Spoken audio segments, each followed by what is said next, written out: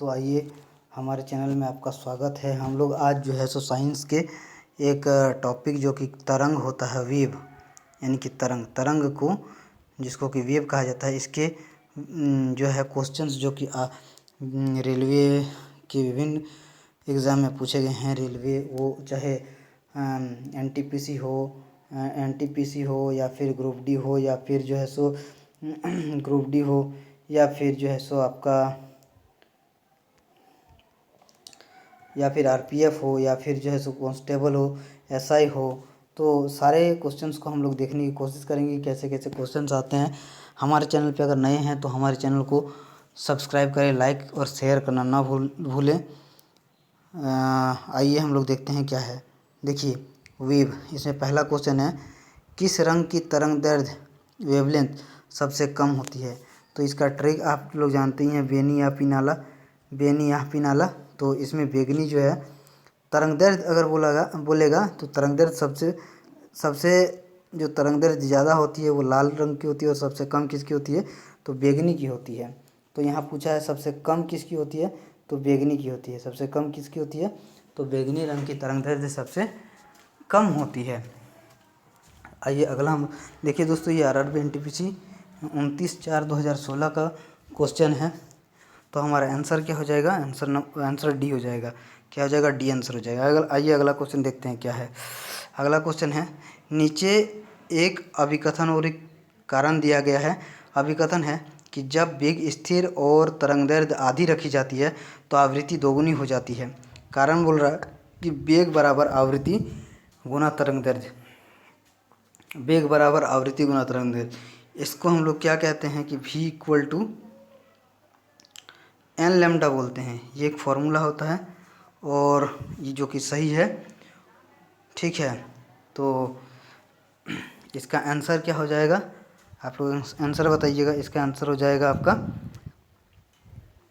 B. अभिकथन और कारण दोनों सही है, लेकिन कारण अभिकथन की उचित व्याख्या है। कारण जो है अभिकथन की उचित व्याख्या है। आइए अगला हम लोग क्वेश्चन देखते हैं कि क्या है। अगला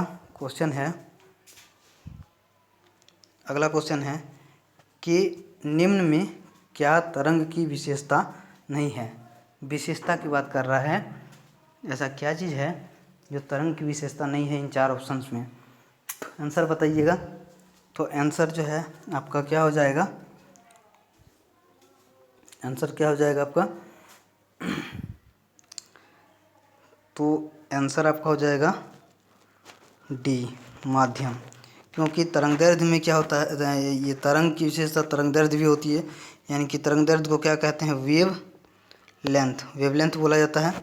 और आवृत्ति यानी कि फ्रीक्वेंसी की बात कर रहा है, और आयाम, सारे चीज़ की बात हो रही है, बट माध्यम जो है उसकी विशेषता नहीं है। आइए अगला क्वेश्चन देखते हैं क्या है। यदि एक तरंग की आवृत्ति बढ़ती है तो इसकी तरंगदैर्ध्य पर क्या असर पड़ता है?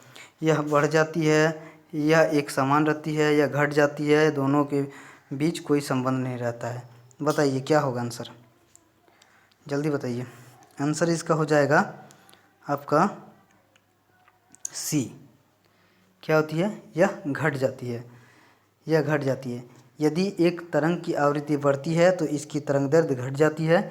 किसी माध्यम में किसी तरंग का कंपन करता हुआ कोई कण एक सेकंड में जितना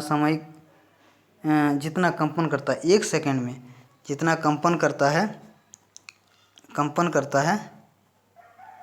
ठीक है, एक सेकंड में जितना कंपन करता है, तो करता हुआ एक सेकंड में करता है, उसे आवृत्ति कहते हैं। इसी को क्या कहते हैं? आवृत्ति कहते हैं, ठीक है, इसी को आवृत्ति कहते हैं। सभी प्रकार की तरंगों में तरंग के वेग, तरंगदैर्ध्य व आवृत्ति के बीच में संबंध होता है। क्या?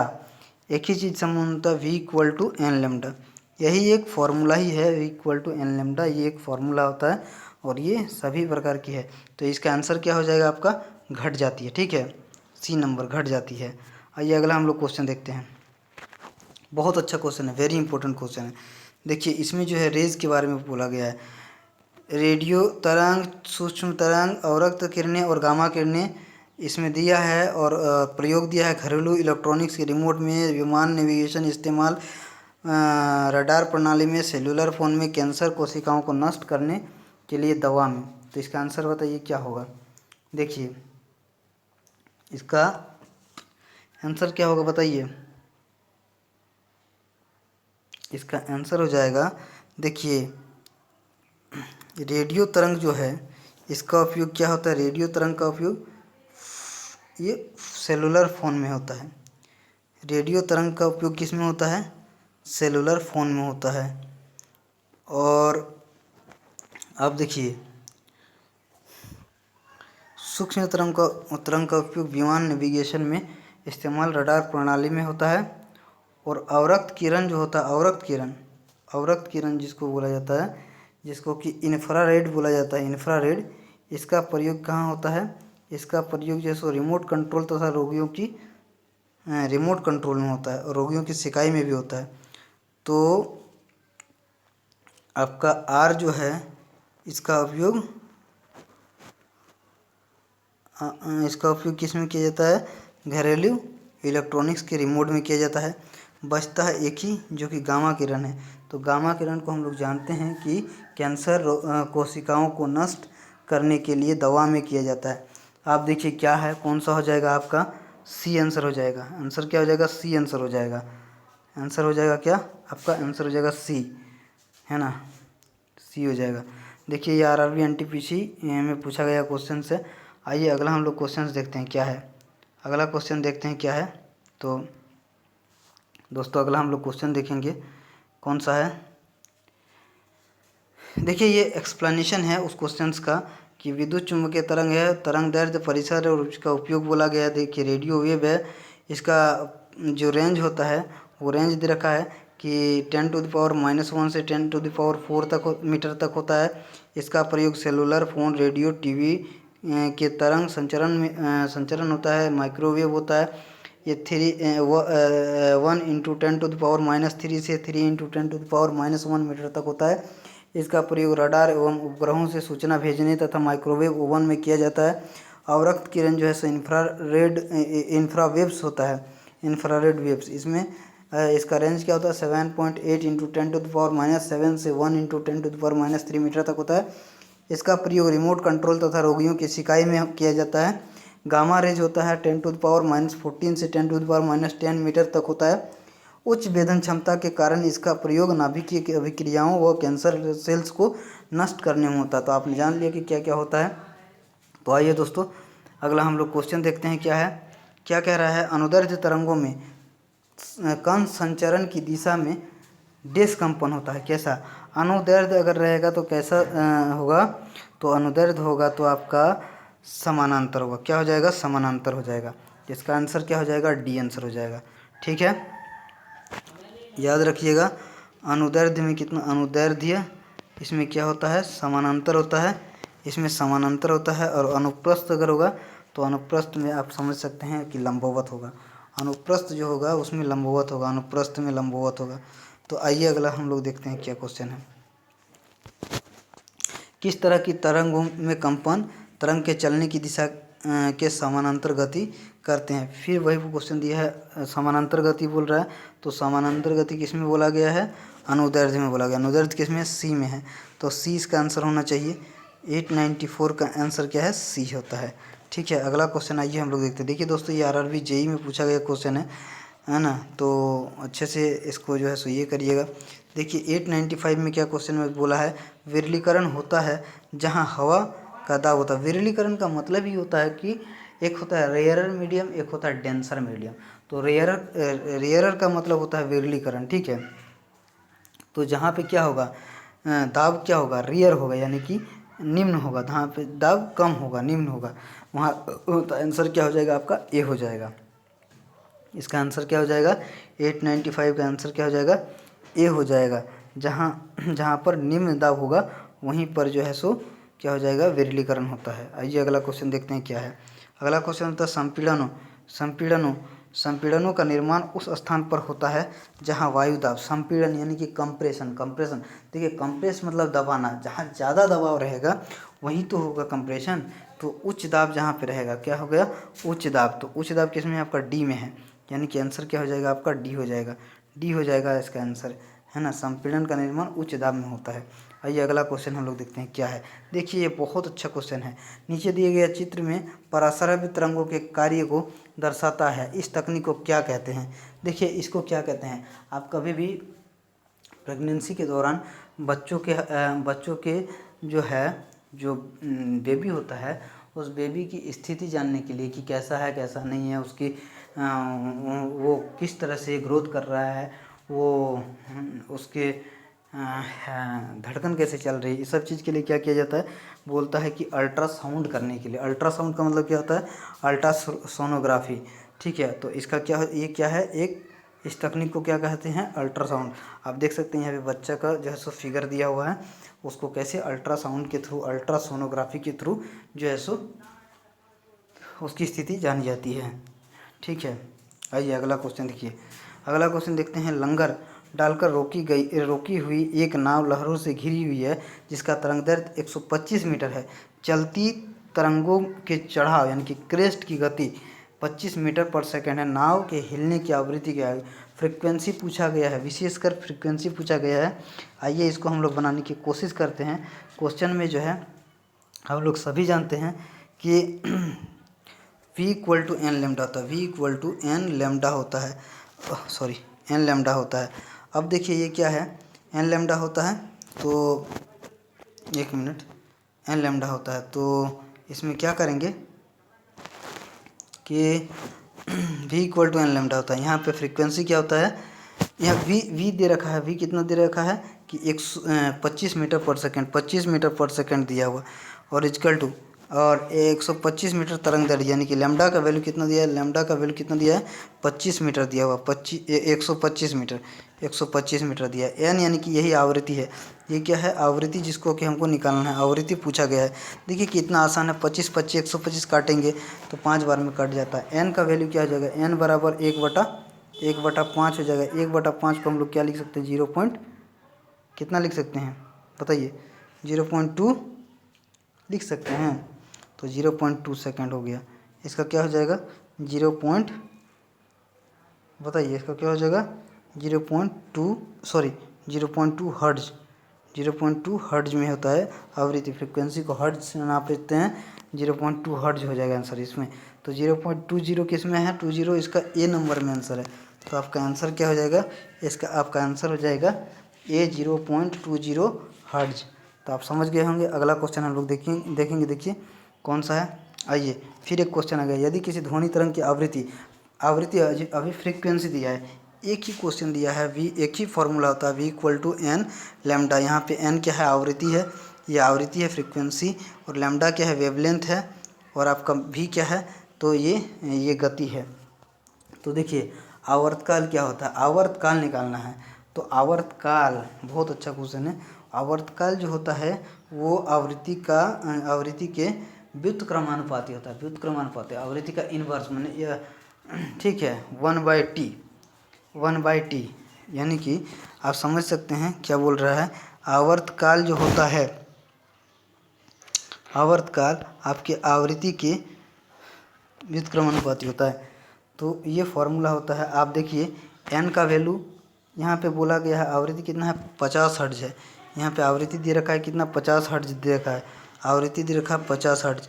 तो 50 यहाँ एन पे पुट करिए 50, तो आपका आवर्तकाल आ जाएगा 1/50 हो जाएगा, 1/50। लेकिन ऑप्शन में 1/50 नहीं दिया है, ऑप्शन में 1/50 नहीं दिया है। इसको क्या किया है, जब आप भाग दीजिएगा तो कितना हो जाएगा आपका, भाग दीजिएगा तो पॉइंट इसका हो जाता है 0.2 सेकेंड। आवर्तकाल है 0.2 सेकेंड।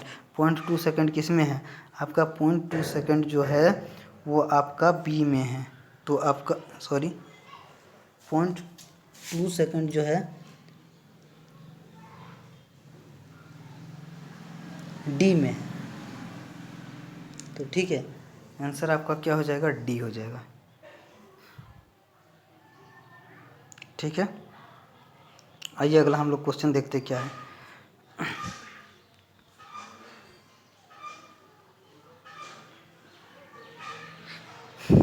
आइए अगला हम लोग क्वेश्चन देखते हैं। देखिए ये क्वेश्चन है 0.2 सेकेंड। आइए अगला हम लोग क्वेश्चन देखते हैं क्या है। 9 नंबर का, कण विक्षोभ के प्रसार की दिशा के लंबवत ऊपर और नीचे दोलन करते हैं। यहाँ किस प्रकार के तरंगों की चर्चा की गई है? किस प्रकार के तरंगों की चर्चा की गई? तो इसमें किस प्रकार के तरंगों की चर्चा की गई है? तो इसका आंसर हो जाएगा आपका अनुप्रस्थ तरंग, यानी ऊपर और नीचे, ऊपर और नीचे। ये जो है कौन किस तरह की तरंग होती है? तो ये जो है सो आपका अनुप्रस्थ तरंग की बात की गई है। ठीक है, जिसका ऑप्शन जो कि इसमें है ऑप्शन नंबर डी में है। ठीक है, आइए अगला क्वेश्चन देखते हैं क्या है। कंपन कर रही वस्तु का समय अंतराल 0.04 सेकंड है, तो तरंग की आवृत्ति होगी। अब आवृत्ति पूछा है, समय अंतराल, तो हम सभी जानते हैं तरंग की ये जो होती है समय अंतराल, ये 1/n के बराबर होता है। तो आपका कितना हर्ट्ज दे रखा है? तो आपका ये समय अंतराल दे रखा है 0.04, यानी 0.04 सेकंड दिया हुआ है। तो आपका n का वैल्यू निकालना है। तो n बराबर आप समझ सकते हैं कि क्या हो जाएगा, 1/0.04 होता है। इसको जब आप हटाइएगा तो कितना हो जाएगा?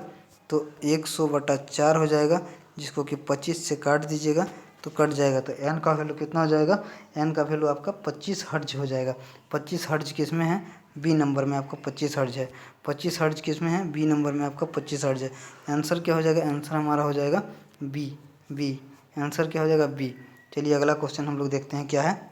अगला क्वेश्चन देखिए, वही क्वेश्चन बनाया गया है, 0.04 है, और इसको जब करेंगे तो 25 हर्ट्ज हो जाएगा। आंसर क्या हो जाएगा? बी हो जाएगा। दोस्तों हमारे चैनल को अगर सब्सक्राइब नहीं किया तो प्लीज़ सब्सक्राइब कर दें, लाइक शेयर करना ना भूलें, ताकि जो है हम आप तक और अच्छे से अच्छे वीडियोज़ बनाते रहेंगे।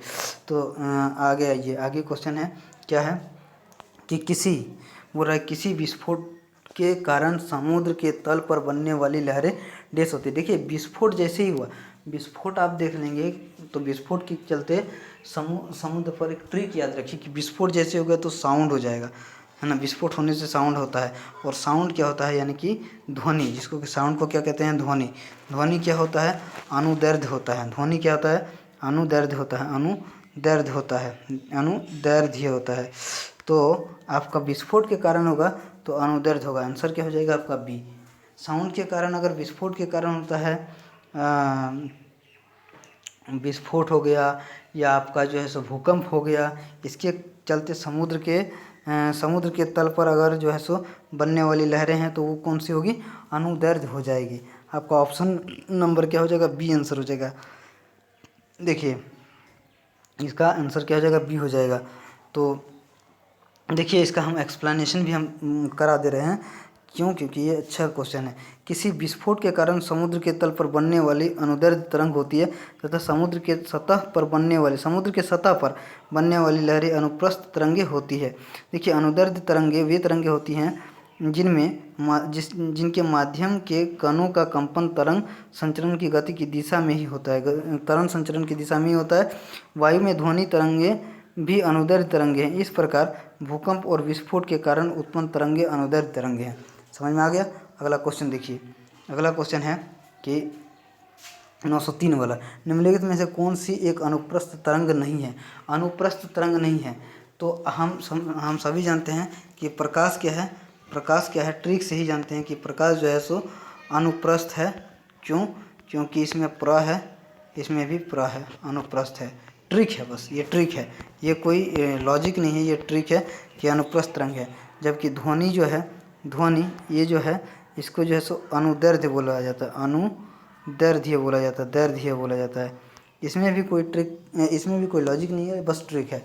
तो अनुप्रस्थ प्रकाश है, अनुप्रस्थ प्रकाश है। ध्वनि क्या है? अनुदैर्ध्य है। तो जब ध्वनि दे ही दिया है, ध्वनि यहाँ पे ऑप्शन में दे ही दिया है, तो अनुप्रस्थ नहीं है मतलब अनुदैर्ध्य है, तो ध्वनि अनुदैर्ध्य है। तो ऑप्शन नंबर डी जो है सो इसका आंसर हो जाएगा। बाकी हमें ऑप्शन देखना नहीं है। अगला आइए क्या होता है। अगला क्वेश्चन है कि लंगर डालकर रोकी हुई नाव लहरों से हिल रही है, जिसके तरंगों का ऊपरी सिरा 100 मीटर अलग है। तरंग के ऊपरी सिरों का वेग 25 मीटर पर सेकंड है। नाव की हिलने की आवृत्ति, फ्रिक्वेंसी बोला गया है, कितना हो जाएगा? फ्रिक्वेंसी निकालना है। तो आप समझ सकते हैं इसमें क्या दिया हुआ है, v इक्वल टू, एक ही formula, v equal to n lambda. यहाँ पे आवृत्ति जो है सो निकालना होगा, आवृत्ति इसी को बोलते हैं, आवृत्ति निकालना होगा। और जो है सो आपका वेवलेंथ 100 मीटर दे रखा है और 25 मीटर पर सेकंड जो है सो इसका जो है ये स्पीड दे रखा है। तो आप निकाल सकते हैं एन, और लैम्डा की जगह पे कितना रखेंगे, लैम्डा की जगह पे 100 मीटर रखेंगे।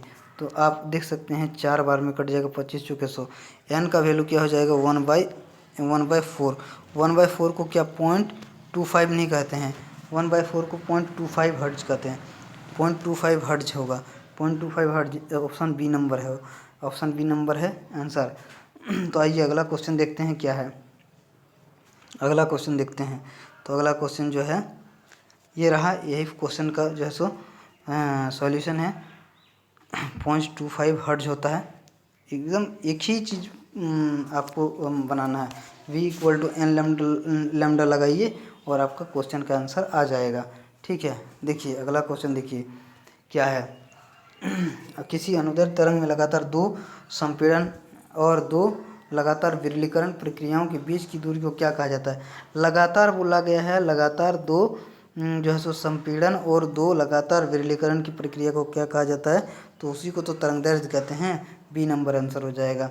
ठीक है, अगला क्वेश्चन देखते हैं। आइए अगला क्वेश्चन है कि निम्न में से किन तरंगों में संपीड़न और विरलन प्रतिक्रिया शामिल है। संपीड़न और विरलन दोनों जो है सो किस में शामिल हो जाएगा, क्या अनुप्रस्थ में हो जाएगा, अनुदैर्ध्य में हो जाएगा, या फिर प्रकाश तरंग या विद्युत चुम्बकीय तरंग, किस में हो जाएगा बताइए। प्रकाश या विद्युत चुम्बकीय तरंग में हो जाएगा। तो इसका आंसर हो जाएगा ए, अनुदैर्ध्य तरंग हो जाएगा। क्यों, क्योंकि प्रकाश जो है सीधी रेखा में गमन करती है और अनुदैर्ध्य साउंड जो होती है वो जो है संपीड़न होता है और उसमें विरलीकरण दोनों होता है। तो इसका आंसर ट्रिक है, ये ट्रिक हमको बता रहे हैं, आपको ट्रिक बता रहे हैं। तो ये जो है सो इस तरह से हम लोग याद रख सकते हैं, इसका कोई लॉजिक नहीं है। इसका क्या हो जाएगा, अनुदैर्ध्य हो जाएगा। इसका आंसर ए हो जाएगा। अगला क्वेश्चन देखते हैं कि एक तरंग को भी वेग भी, आवृत्ति एफ और तरंगदैर्ध्य लैम्डा है। तो इसका हम लोग सभी जानते हैं v=n लैम्डा के बराबर होता है। यहाँ पे जो है सो तरंग वी वेग जो है सो v दिया हुआ है और आवृत्ति एफ दिया, आवृत्ति की जगह पे एफ रखिए और तरंगदैर्ध्य की जगह पे लैम्डा ही रखिए। तो बोल रहा है क्या होगा, क्या हो जाएगा, v= सब में v= क्या होगा एफ लैम्डा, v=f लैम्डा कहीं है, v=f लैम्डा है। बी नंबर आंसर क्या हो जाएगा आपका, बी आंसर हो जाएगा। दोस्तों हमारे चैनल को अगर सब्सक्राइब नहीं किया तो प्लीज़ सब्सक्राइब कर दे और लाइक शेयर करना ना भूलें। आज हमने 107 क्वेश्चन को बनाया है। देखिए 108वां क्वेश्चन देखिए, आवृत्ति और कालावधि यानी कि टाइम पीरियड में क्या संबंध है। तो आप समझ सकते हैं आवृत्ति और कालावधि में क्या संबंध है। तो इसमें एक ही संबंध है कि μ जो है होता है 1/t। ठीक है, या म्यू बोलिए या एन बोलिए, आवृत्ति एन को ही बोला जाता है। तो समय के व्युत्क्रम को क्या कहा जाता है, आवृत्ति कहा जाता है, समय अंतराल के। तो यही होता है। तो यानी कि आंसर क्या हो जाएगा आपका आंसर क्या हो जाएगा बताइए, म्यू आंसर क्या जाएगा 1/μ=t। इसी को अगर हम लोग ऐसे लिख सकते हैं कि t क्या हो जाएगा 1/μ। तो देखिए ऑप्शन जो है, ऑप्शन नंबर बी में ऑप्शन नंबर डी में जो है सो 1/μ दिया t। तो हमारा आंसर क्या हो जाएगा, तो डी हो जाएगा, ऑप्शन हमारा डी हो जाएगा आंसर। ठीक है दोस्तों, आइए अगला क्वेश्चन देखते हैं कि एक माध्यम में एक ध्वनि तरंग की तरंगदैर्ध्य कितनी है। इसकी आवृत्ति 840 हर्ट्ज और गति 380 मीटर पर सेकंड है। तो आइए इसको देखते हैं। इसका भी एक ही फॉर्मूला v=n लैम्डा। तो आइए v दिया हुआ है, कितना v दिया है आपका 380 मीटर प्रति सेकंड और आवृत्ति कितना दिया है 840 हर्ट्ज दिया है यानी कि, और यहाँ लैम्डा हो गया। तो हमें क्या निकालना है, तरंगदैर्ध्य लैम्डा की वैल्यू निकालना। देखिए 1 0 से 1 0 काट दीजिए, 1 0 से 1 0 काट दिए और उसके बाद देखिए कितना हो गया 38/84 करेंगे, 38/84 करेंगे। इसको काटिए, कितना बार से कटेगा 19 दूनी 38 होता है, 19 दूनी 38 होता है। आइए इसको काटिए 2 से तो 42 दूनी 84 हो जाएगा, 42 दूनी 84। अब 19/42 करेंगे तो कितना आएगा। सबसे पहला चीज़ 19/42 करिए। तो 19 को जब हम 42 से भगा देंगे 19 को जब हम 42 से भगा देंगे, 19 को आप 42 से भगा दीजिएगा ना तो कितना हो जाएगा, तो पहला चीज़ जाएगा नहीं तो 0.0 डालिएगा तो 190 हो जाएगा, 190 हो जाएगा। तो 4 × 12 4 चौके 16, 16 4 पंचे 20, तो 5 बार में नहीं जाएगा, 4 बार में जाएगा। तो 19 चौके कितना होता है, 19 चौके 4 पंचे 20, सॉरी 4 9 36, 3 4 3 7, 76 हो जाएगा। तो आपका 76 हो गया, क्योंकि 5 बार में तो 5 बार में कितना हो जा रहा है देखिए, 5 9 45 5 9 45 5 7 में 4 9 5 4 9, नहीं आपका जो है 95, ये आपका 19 5 बार में भी चल जा रहा है ना, 5 बार में भी चल जा रहा है। तो आपका ऑप्शन जो है और 5 जो है यहाँ पे सिर्फ एक ही में 5 बार है, क्या है, एक ही में 5 है और हम क्या 4 बार में जाएगा। तो ये कितना में हो जाएगा, 5 बार में नहीं जाएगा, 4 बार में जाएगा। तो ये आपका ए आंसर हो जाएगा, 0.45 मीटर हो जाएगा, 0.45 आपका आंसर हो जाएगा। दोस्तों आशा करते हैं कि आपको हमारा ये जो है सो प्रयास सही लगा होगा। आप अपना कमेंट शेयर ज़रूर करें, कमेंट हमारे साथ शेयर करें कि क्या जो है सो करने से और अच्छा बन सकता है। तरंग लंबाई आमतौर पर ग्रीक लेटर में दर्शाया जाता है, इसको कैसे कहते हैं, तो आपको ग्रीक लेटर लैम्डा में तरंग जो है सो ये ग्रीक लेटर लैम्डा में दर्शाया जाता है, तो इसको क्या कहते हैं, लैम्डा कहा जाता है। आंसर क्या हो जाएगा आपका, बी हो जाएगा आंसर। दोस्तों हमारे चैनल को अगर आप अभी तक आपने सब्सक्राइब नहीं किया तो प्लीज़ सब्सक्राइब कर दें, इससे हमें मोटिवेशन मिलेगा।